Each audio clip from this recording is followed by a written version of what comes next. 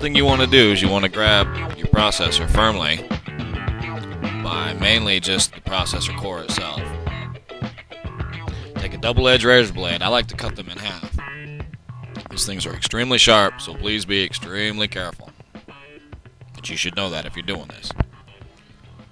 Now, notice on all Athlon 64s, there's usually a slight indent somewhere. Here you can see, and I'm starting in a bad spot, I don't know why, and you'll watch the blade punch all the way through, right there in the middle.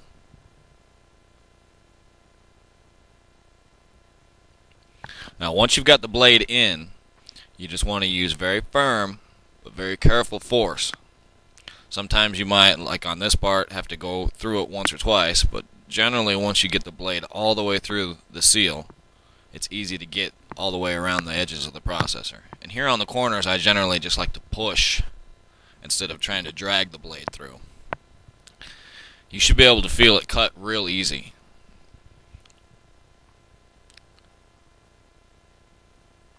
Notice I'm just very carefully, again, with firm but steady force, dragging the blade down. Here again on the corners, I'm just pushing the blade through the seal. Right on the other side of this seal is a lot of capacitors or pieces of ceramic that you do not want to bust off.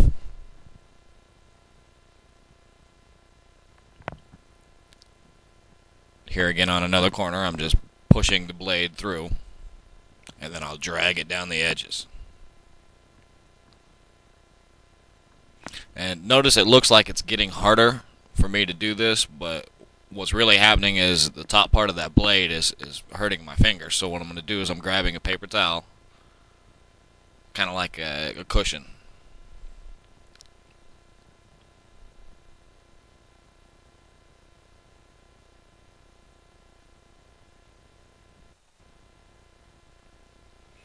Now here the blade is pretty much went all the way around the processor. I'm going to do is I'm going to go a little further to make sure that I got it all cut. And then what I'm going to do is I'm going to take my blade with it inside like this. I'm just going to twist it against the processor core, and it's going to pop the heat spreader right off. Be very careful.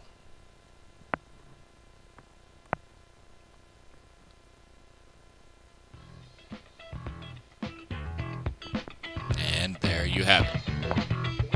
Pretty easy, huh?